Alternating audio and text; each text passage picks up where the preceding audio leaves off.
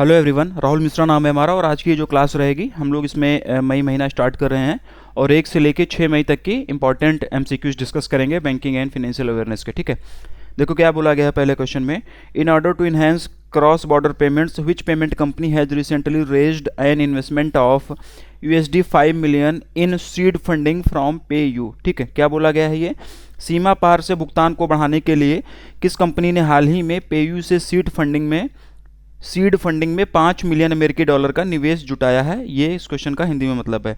Option आप लोगों के सामने है और इसका जो आंसर हो जाएगा Brisk Pay, option number B. Option number B Brisk Pay जो है ये इसका सही उत्तर हो जाएगा। क्रॉस बॉर्डर पेमेंट्स को इन्हेंस करने के लिए ब्रिस्क पे ने अभी हाल ही में पेयू एक कंपनी है, पेयू से 5 मिलियन यूएसडी का, ये अमाउंट भी आप लोग याद रखना, 5 मिलियन यूएसडी की सीड फंडिंग उठाई हुई है। ठीक है, और ब्रिस्क पे की अगर हम लोग बात करें तो ये मुंबई महाराष्ट्र बेस्ड कंपनी है। Who has recently been appointed as MD and CEO of the Jio financial services for 3 years. हाल ही में 3 साल के लिए जियो फाइनेंशियल सर्विसेज के एमडी और सीईओ के रूप में किसे नियुक्त किया गया है, ये इस क्वेश्चन का हिंदी में मतलब है। ऑप्शंस आप लोगों के सामने दिए गए हैं, इसका सही उत्तर हो जाएगा Hitesh Kumar Sethia, option number D. Option number D, Hitesh Kumar Sethia ji को अभी हाल ही में जो है जियो फाइनेंशियल सर्विसेज का एमडी एंड सीईओ 3 साल के लिए अपॉइंट किया गया है। बाय प्रोफेशन अगर हम लोग बात करें तो बाय प्रोफेशन ये हितेश कुमार सेठिया जी जो हैं वो चार्टर्ड अकाउंटेंट हैं, सीए है ये बाय प्रोफेशन, और बैंकिंग इंडस्ट्री का इनके पास में अच्छा खासा अनुभव है। जियो फाइनेंशियल सर्विसेज के हेडक्वार्टर की अगर हम लोग बात करेंगे तो मुंबई महाराष्ट्र में इसका हेडक्वार्टर हो जाएगा। India's gross goods and services tax collection hit a record high in April 2024. How much GST collected in April 2024? क्या बोला गया है इसमें, भारत का सकल वस्तु एवं सेवा कर संग्रह यानी कि जीएसटी संग्रह अप्रैल 2024 में रिकॉर्ड ऊंचाइयों पर पहुंच गया। अप्रैल 2024 के लिए कितना जीएसटी कलेक्ट हुआ है ये इसमें पूछा गया। क्वेश्चन बढ़िया है, last to last year GST से रिलेटेड एक क्वेश्चन आया हुआ था और इसमें क्या बोला गया है कि अप्रैल 2024 में जीएसटी कलेक्शन अभी एक रिकॉर्ड हाईएस्ट पे पहुंचा हुआ है, मतलब इससे पहले इतना जीएसटी कभी कलेक्ट नहीं हुआ था। तो अप्रैल 2024 में कितना जीएसटी कलेक्ट हुआ है ये इस क्वेश्चन में पूछा गया है। इसका जो सही उत्तर हो जाएगा, इसका सही उत्तर हो जाएगा 2.10 लाख करोड़ रुपए। ठीक है ना, क्या हो जाएगा 2.10 लाख करोड़ रुपए, यानी कि कितने का 2,10,000, कितने का 2,10,000 इतने, हाँ मतलब 2,10,000 करोड़ रुपए का जीएसटी कलेक्शन अप्रैल 2024 में हुआ है। ये चीज़ आप लोग ध्यान रखना। ठीक है, और 12.4% ये वैल्यू भी याद रखो, 12.4% की ईयर ऑन ईयर ग्रोथ हुई है, मतलब पिछले साल की तुलना में इस साल 12.4% की ग्रोथ हुई है जीएसटी कलेक्शन में। और यूपी में भी जीएसटी कलेक्शन अच्छा रहा है। यूपी में भी मतलब जीएसटी कलेक्शन का जो रेट था जो अभी तक थोड़ा कम रहता था, इस बार यूपी में भी जीएसटी कलेक्शन अच्छा हुआ है। ठीक है, तो ये चीज़ आप लोग याद रखना। As per the recent data released by the RBI, credit card spending is increased by what percentage in financial year 24। RBI द्वारा हाल ही में जारी आंकड़ों के अनुसार वित्त वर्ष 2024 में क्रेडिट कार्ड खर्च में कितने प्रतिशत की वृद्धि हुई है। मतलब कि क्रेडिट कार्ड के माध्यम से जो स्पेंडिंग होती है, क्रेडिट कार्ड के माध्यम से जो खर्चे होते हैं, क्रेडिट कार्ड के माध्यम से जो शॉपिंग वगैरह की जाती है, उसमें जो है फाइनेंशियल ईयर 2024 में कितना वृद्धि हुआ था, कितना इंक्रीज हुआ है, वो ये इसमें पूछा गया है और ये आरबीआई अपने डाटा में बताया हुआ है। ये क्वेश्चन इसलिए भी इंपॉर्टेंट बनता है। सही उत्तर इसका हो जाएगा 27%, ऑप्शन नंबर सी। थोड़ा सा क्वेश्चन को एक्सटेंड करेंगे, थोड़ा सा डीप में और हम लोग जाएंगे। ठीक है, फाइनेंशियल ईयर 2024 में क्रेडिट कार्ड से जो स्पेंडिंग हुई है उसमें 27% की वृद्धि हुई है, ऐसा आरबीआई अपने डाटा में कहा है। यानी कि 2023-24 के दौरान क्रेडिट कार्ड स्पेंडिंग में 27% की वृद्धि हुई है, 27% का ईयर ऑन ईयर इंक्रीज हुआ है और ये बढ़कर कितना हो गया है 18.26 ट्रिलियन रुपीस। ठीक है ना, कितना हो गया है 18.26 ट्रिलियन रुपीस हो गया, जबकि फाइनेंशियल ईयर 2023 में ये केवल 14 ट्रिलियन रुपीस था। ठीक है ना, तो ये डिफरेंस है, ये चीज़ भी आप लोग ध्यान रखना। कुछ एक डाटा यहाँ पे और ज़रूरी है वो हम लोग पढ़ रहे हैं, बाकी पीडीएफ में भी मैं दूंगा, वहाँ से आप लोग पढ़िएगा। मार्च 2024 में क्रेडिट कार्ड में कुल ट्रांजेक्शन्स ये जो बात हुई, ये 27% का जो इंक्रीमेंट हुआ, ये जो 18.26 ट्रिलियन रुपीस का हुआ, ये बात हुई थी पूरे के पूरे फाइनेंशियल ईयर 2024 की जब बात हो रही थी, यानी कि 23-24 की जो बात हो रही थी। ठीक है ना, लेकिन मार्च 2024 की पर्टिकुलर अगर हम लोग बात करें तो मार्च 2024 में क्रेडिट कार्ड से क्रेडिट कार्ड से कुल ट्रांजैक्शन 1.64 ट्रिलियन रुपीस का हुआ है, ये भी आप लोग याद रखना, ठीक है ना। 1.64 ट्रिलियन रुपीस का हुआ है, जबकि फरवरी 2024 में एक महीने पहले ये 1.49 ट्रिलियन रुपीस का ये ट्रांजैक्शंस था, ठीक है ना। फरवरी की तुलना में मार्च में लगभग 10% की वृद्धि हुई है, और मार्च में जो ट्रांजैक्शन हुआ है यानी कि 1.64 ट्रिलियन का ये जो ट्रांजैक्शन हुआ है, इसमें से 60.378 करोड़ रुपीस का ट्रांजैक्शन पीओएस से हुआ है, ठीक है। बाकी ई कॉमर्स से जो हुआ है वो ट्रांजैक्शन हुआ है 1.05 ट्रिलियन का, ठीक है, ये ई कॉमर्स से हुआ है। Top 4 credit card issuer bank की अगर हम लोग बात करें तो सबसे ज़्यादा क्रेडिट कार्ड जो इशू किया है वो है वो एचडीएफसी ने किया हुआ है, ठीक है ना।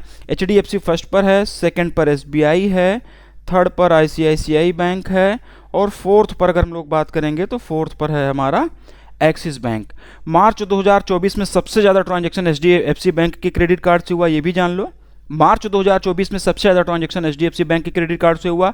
मार्च 2024 में टोटल 101 मिलियन, ठीक है ना। मार्च 2024 में total 101 million credit card issue किए जा चुके हैं, मतलब मार्च 2024 तक टोटल बात हो रही है। मार्च 2024 तक total 101 million credit card issue किए जा चुके हैं, जबकि फाइनेंशियल ईयर 2024 की अगर हम लोग बात करेंगे तो इसमें जो है पर्टिकुलर इस फाइनेंशियल ईयर में 1.6 crore number of credit card issue किए गए थे, ठीक। तो ये चीज़ भी आप लोग याद रखना, question exam point of view से बढ़िया है। एक चीज़ आप लोगों को और बताना है कि अभी 1-2 क्वेश्चन मेरे पास में जीडीपी से रिलेटेड थे, वो मैं नहीं यहाँ पे ले रहा हूँ, क्योंकि जीडीपी क्या होता है कि आप लोगों के एग्जाम टाइम तक कई बार बदल जाती है, तो जीडीपी के क्वेश्चंस मैं छोड़ दे रहा हूँ। जब एग्जाम वाले मंथ स्टार्ट हो जाएंगे यानी कि जून जुलाई अगस्त से मैं जीडीपी को क्वेश्चंस लेना स्टार्ट कर दूंगा, जिससे कि आप लोगों को अपडेटेड जीडीपी पता चल जाए। और 1-2 मेरे पास में सेबी की गाइडलाइंस वगैरह भी आ रही थी, तो सेबी की गाइडलाइन बहुत ज़्यादा डीप में जाके पूछी नहीं जाती है, तो वो कंटेंट भी मैं छोड़ रहा हूँ, आपको बता रहा हूँ। उतना डीप में जाने की ज़रूरत नहीं, वो चीज़ें पूछी नहीं जाती, तो अननेसेसरी और इरेलेवेंट कंटेंट हम लोग पूरा मतलब बोझ बना के नहीं ले चलेंगे। जो चीज़ें ज़रूरी हैं वो चीज़ें आप लोगों को यहाँ पे कराई जा रही हैं, ठीक है। आगे बढ़ते हैं। RBI has recently released updated guidance note on operational risk management and operational resilience for lenders. Which of the following points are correct related to this question? बढ़िया है, RBI का अगर सर्कुलर है, RBI का डायरेक्शन है, PDF में भी आप लोग इसको पढ़ना इंपॉर्टेंट है। जितने भी पॉइंट यहाँ पे मैं है सारी चीज़ों को मैं एक्सप्लेन कर रहा हूँ, ध्यान से सुनो। क्वेश्चन यहाँ से बनने के पूरे चांसेस हैं, और अगर अभी तक थोड़ा सा एक्टिव मोड में नहीं रहे हो तो अब ये समय आ गया है आप लोगों को एक्टिव मोड में आने का, ठीक है। आरबीआई ने हाल ही में ऋणदाताओं के लिए यानी कि लेंडर्स के लिए यानी कि रेगुलेटेड एंटिटीज़ के लिए जो है वो एक guidance on note operational risk management and operational resilience जारी किया हुआ है। इसमें से कौन कौन से पॉइंट सही हैं, ये जो दिया गया है पॉइंट 1, 2, 3 और 4, कौन कौन सा सही है ये इसमें पूछा गया है। ऑप्शंस आप लोगों के सामने हैं, पहले इसका उत्तर जान लेते हैं, फिर हम लोग जो है आगे की चीज़ें पढ़ेंगे। Option number D all correct इसका सही उत्तर हो जाएगा। वीडियो को यहीं पर पॉज कर दो, खुद से एक बार ये जितने भी पॉइंट्स दिए गए इसको पढ़ लो, इस पर्टिकुलर क्वेश्चन की PDF भी पढ़ना, तब जाके आपको थोड़ा सा चीज़ें और ज़्यादा समझ में आएंगी, ठीक ना। वीडियो पॉज करके जितने भी पॉइंट्स दिए गए इसको आप पढ़ लेना, क्योंकि अभी मैं समझाऊंगा तो ये सारी चीज़ें इस पर मैसअप हो जाएंगी, इस पर लिख दूंगा तो आपको पढ़ने में आएगा नहीं, ठीक है।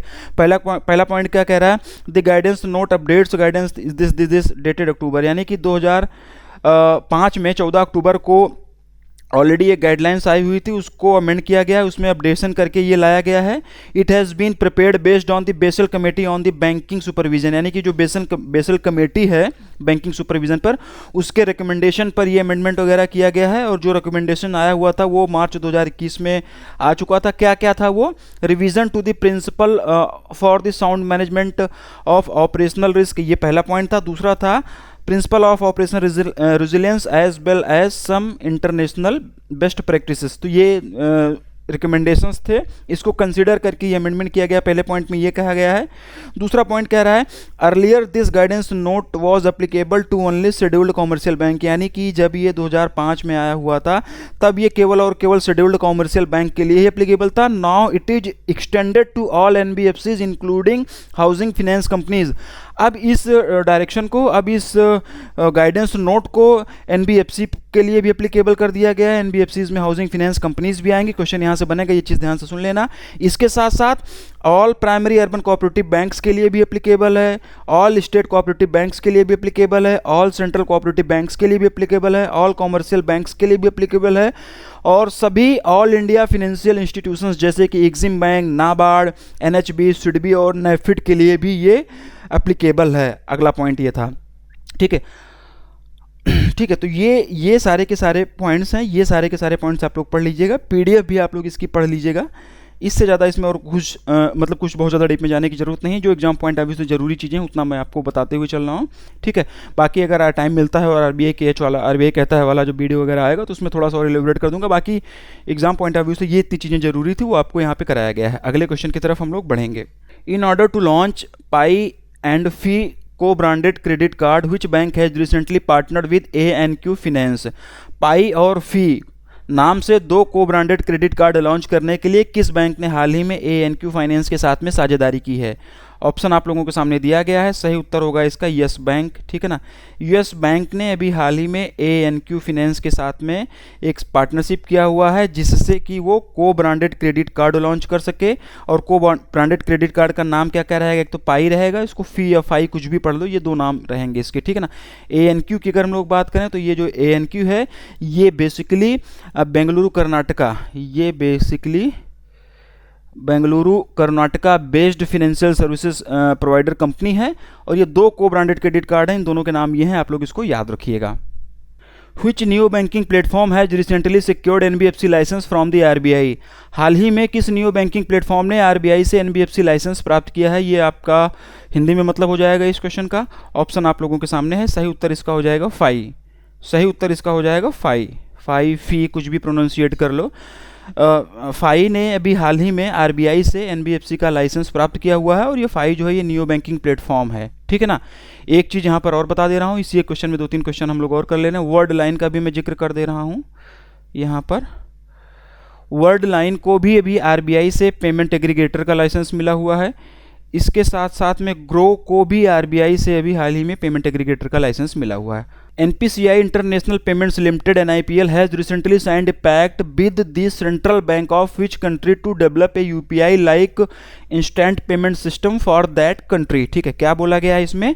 NPCI इंटरनेशनल पेमेंट्स लिमिटेड ने हाल ही में किस देश के केंद्रीय बैंक के साथ उस देश के लिए तत्काल भुगतान प्रणाली जैसी UPI जैसी तत्काल भुगतान प्रणाली विकसित करने के लिए एक समझौते पर हस्ताक्षर किया है? ठीक है ना, इसमें यह पूछा गया है कि NIPL ने किस देश के सेंट्रल बैंक से भी हाल ही में एक एग्रीमेंट साइन किया हुआ है, एक पैक्ट साइन किया हुआ है जिससे कि उस पर्टिकुलर देश में भी UPI जैसे इंस्टेंट पेमेंट सिस्टम को डेवलप किया जा सके। उस देश का नाम बताना है, उस देश के सेंट्रल बैंक का नाम बताना है।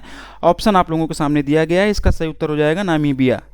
इसका सही उत्तर हो जाएगा नामीबिया। और जो नामीबिया का सेंट्रल बैंक है ये भी पूछा जा सकता है, तो नामीबिया के सेंट्रल बैंक का नाम है बैंक ऑफ नामीबिया, जैसे अपने यहाँ RBI है। ठीक है ना, तो बैंक ऑफ नामीबिया के साथ में NIPL ने भी हाल ही में एक पैक्ट साइन किया हुआ है जिससे कि नामीबिया में UPI के तरीके से ही इंस्टेंट पेमेंट सिस्टम डेवलप किया जा सके।